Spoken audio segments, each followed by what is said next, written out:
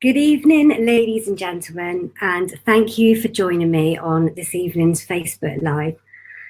Please let me know in the comments below if you're watching this live or if you're watching it on the replay. So tonight, I'm going to be talking about a topic that is prominent within our society, and it's quite a sensitive topic, and the topic is sexual assault.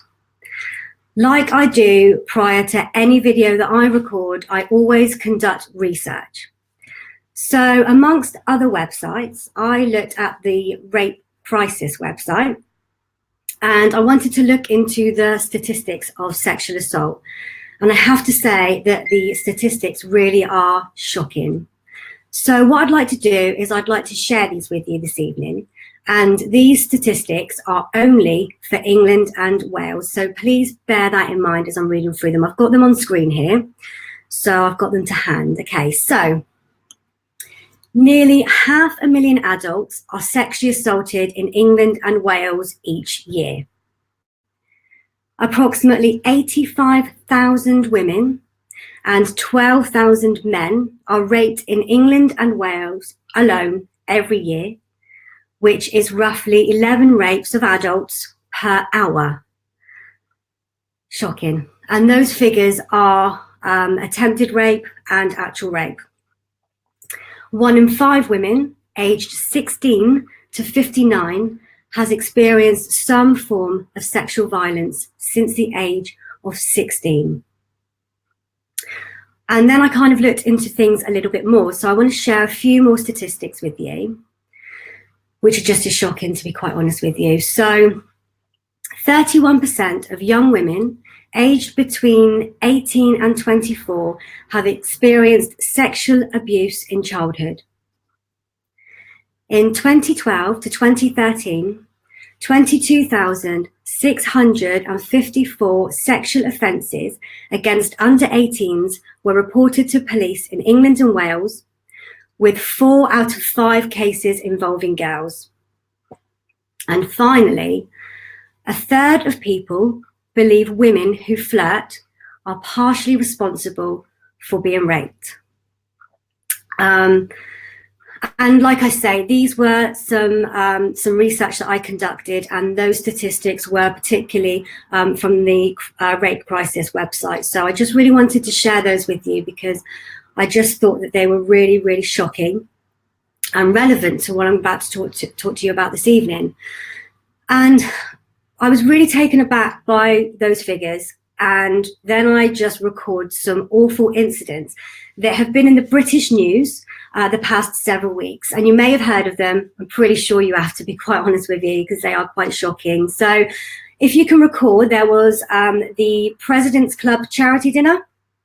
And this is where male MPs were accused of groping female hostesses. There was 2 reporters from the Financial Times who went undercover at this particular event, and reports emerged of hostesses alleging that they were groped, that they were sexually harassed, and they were propositioned by guests. Now, this dinner was a men-only charity dinner, and attending that dinner were senior figures, and they were from the world of business, from finance, and from politics. Hostesses reported men had repeatedly put their hands up their skirts, and one in particular said that a guest of the event had exposed himself to her. These allegations of men who are in positions of authority in our society is shocking, and it's alarming, and it's a serious misuse of power. These girls were at work trying to earn some money, and some of these girls were literally trying to make ends meet. And the point is, they should be feeling safe and they should be feeling protected. They should not be feeling frightened or treated like playthings. And the same goes for men. This is not just about women, so the same goes for men too. And sexual assault doesn't just happen to women. Like I say, it happens to men as well. No one has the right to put their hands on you if you don't want them to. According to the Rape Crisis website, approximately 90% of those who are raped know the perpetrator prior to the offence. That is a huge number. And you may remember in the same week as that charity gala reports started to emerge in the British news, there were also reports emerging from America about a former American gymnastics team doctor. And he was sentenced up to 175 years in prison for abusing athletes in his care. This also beggars belief. So his name's Larry Nassar, and he had actually already been sentenced to 60 years in prison for child pornography charges. He also pleaded guilty to molesting 7 girls in his care, and he used the guise of treatment in November, this was, and it was his sentencing hearing recently. And a total of 156 courageous girls and women bravely came forward to speak, saying they had also suffered abuse at this guy's hands. And there was also another 24 more submitting private letters to the court.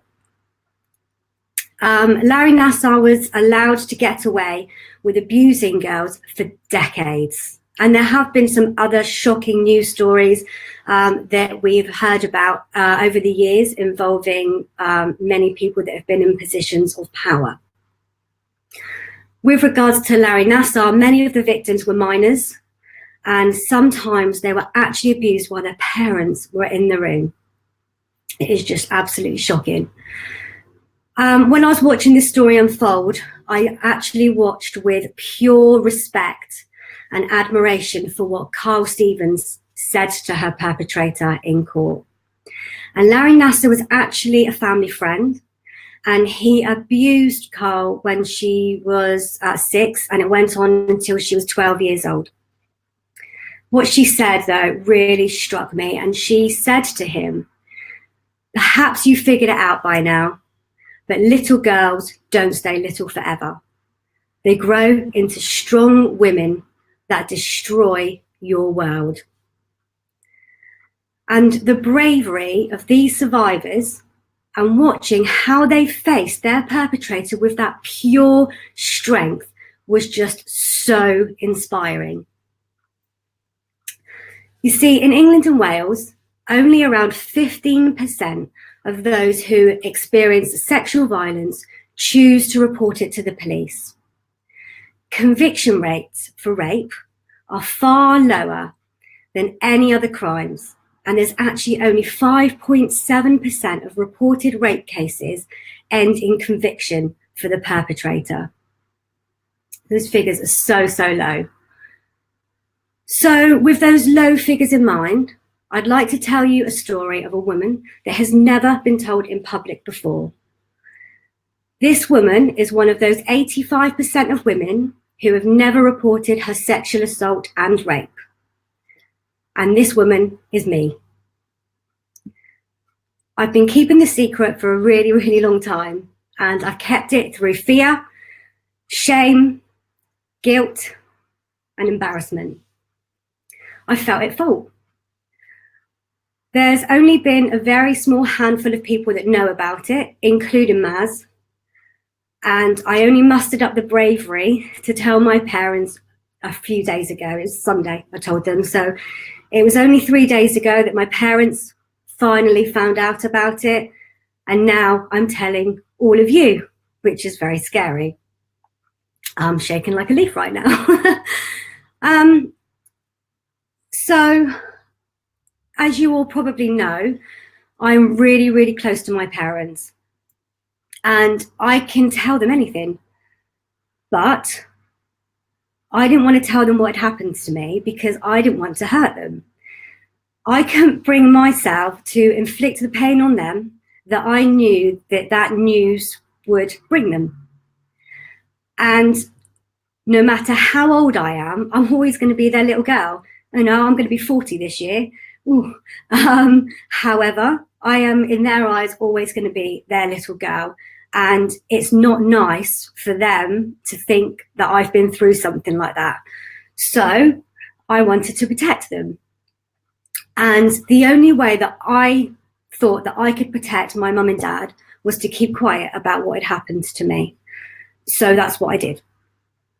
I put a mask on for decades, and I went about my job. I went about my social life. I went about my family life, every area of my life. I just carried on as if nothing had happened. And if I was still the same person inside and outside as what I was before it had happened to me.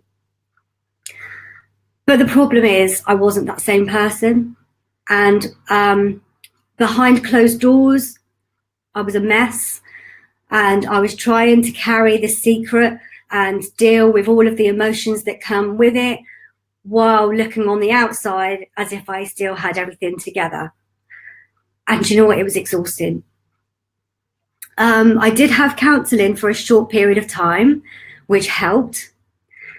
And I just threw myself into my career, if I'm honest. It was always there in the background. However, I just chose to go forward, concentrated fully on my career. I was always really looking for the boyfriend who I could settle down with, but instead I attracted the guys who just weren't interested in any sort of commitment whatsoever. And in fact, my friends who know me well know what my love life was like before I met Maz, and the types of guys that I used to attract. So yeah, it probably says a lot now. I had really low self-esteem and I had low self-worth. And I just didn't see any value in myself whatsoever. I didn't see what I could offer people because I just didn't value myself. I found it really hard to let people in, and I kept my guard up most of the time, and I was in total conflict with myself. So as you all probably know me, on this happy, bubbly, smiley person. On the outside, used to be a social butterfly, but the conflict on the inside was I wanted to be on my own, hiding away from the world, letting everything out, trying to deal with everything, shut myself away. The problem is, wherever I went, there I was. And no matter what I did, I was unconsciously carrying around those negative emotions. And although I was smiling on the outside, on the inside, I felt really lonely. And it just got to a point that I decided that enough is enough, and I need to get hold of my life again and gain control, because life is just running away with me. So I decided to face it all head on. And this was a few years ago now. I went through neuro-linguistic programming, and I went through timeline therapy so I could release those negative emotions. And I released anger, sadness, fear, hurt, and guilt. And I was also carrying around memories with me that I wasn't aware of. These were repressed memories. And I can't even believe that I couldn't remember them, but that's what your unconscious mind does. It protects you. So those come up, which was not very nice at all. However, it meant that I was able to deal with them, and they're no longer haunting me. I just didn't realize the weight that I was carrying around with me. And once I'd released everything, I just felt so light, and I just felt renewed. Instead of feeling the shame, I was feeling proud of who I am. Instead of feeling the hurt, I was feeling strong. Instead of feeling guilt, I was feeling empowered. And then my life changed. I met my handsome and wonderful boyfriend, Maz, who is everything I ever wished for in a guy. He treats me like a queen. He's so respectful and he's so understanding. He shows me love and affection every single day, and he isn't afraid to tell the world how he feels about me. So lovely. Well, Maz, I love you, and you're definitely my handsome hero. He's going to get embarrassed with me calling him that. And then I was offered an amazing opportunity to study neuro-linguistic programming and timeline therapy by my friend, my mentor, and my coach, Daniel Tolson. So what that's now meant is that I'm now able to help other women overcome their emotional traumas as well. I now have those skills. So since I certified as a coach last March, I've worked with so many inspirational women who have survived sexual assaults and sexual violence. And I think they're the ones that have given me strength, as well as those recent news stories that have come out. They have given me strength. The ones that I have already worked alongside and the ladies that I'm now working with still today. So the question is, why am I coming out and telling you all of this now? I've harbored this secret for a really long time. Why now? Quite simply, it's time. Every day, there are brave women, girls, men, and boys who speak about the awful atrocities that have happened to them. And those 15% of people that come forward and report these sexual assaults to me, and I'm sure to many other people, are so inspirational and they are so courageous. I kind of started feeling as though I was letting them down by keeping my secret. And by staying quiet, really I felt as though I'm actually helping the perpetrators and I'm letting fear dictate my life to me. And the point is, the statistics for sexual assault in today's society are alarming and it happens far too often. The hardest thing I've ever had to do, without question in my life, is tell my parents and now the world about what has happened to me. But I refuse to be governed by fear. And I choose to take back full control over my life. Yes, it's awful news to be told, but I can't deny that it's happened to me. I have to face it head on. And the survivors of sexual assaults are not the ones that are actually inflicting the hurt. It's the perpetrators that are doing that. I wasn't broken, I was rebuilding. And by going through what I've been through, it has made me into the person that I am today. And I quite like her. And I wouldn't be where I am today without going through what I have. And I'm really pleased to have got through everything that I've got through. And I'm in the position where I am today. And I've met the people that I've met. And I'm doing what I love doing. So for that, I am actually thankful. So it might sound strange to some people. But if we actually want the figures of reporting sexual assault to rise more than 15%, then we have to find our voices and we have to speak out about it.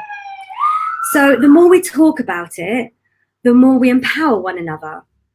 And then that's going to encourage others to find the bravery to speak out too. And I wonder just how many people have now decided to speak out about the sexual assaults that has happened to them, just like I have, just from those recent news stories that have been in the British news in recent weeks.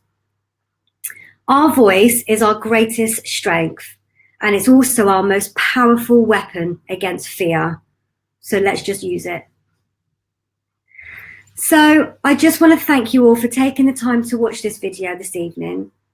And if you think that this video will help anybody out there, please feel free to share it. If you think somebody needs to see this broadcast and they need to see somebody talking about what happened to them, or they need to hear somebody explain what's happened to them and about the statistics, please, please, please feel free to share it. Because if this video empowers just one person, then that is incredible. Nobody needs to feel that destruction that sexual assault can cause. So if anybody would like to speak with me personally, it would be an absolute honor. So if you want to speak with me personally, I would absolutely love that. And please get in touch, because I would love to help others that have been through the same. And for any men, women, girls and boys that are out there, you are not alone. So your voice is your weapon. Don't leave it as long as what I have. And it's never too late to come forward. So thank you, everybody.